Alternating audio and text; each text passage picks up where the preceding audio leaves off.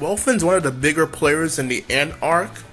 I feel like he has a big problem of not being big enough, but also not being like jokey enough to be like a joke character. And one of the biggest problems with him is his nan ability.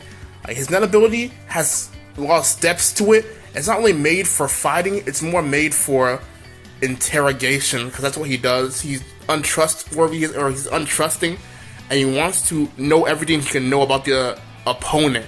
And his missiles, they shoot you, they're like missiles, like that could be used for fighting it, right? But they're not actual missiles. They hit you, worms go into your head, and he asks you questions. You're not allowed to lie to him. You're not even allowed to try to attack him, and that's what the ability does. Like, and that doesn't really work for a fighting game, or I think at least, right?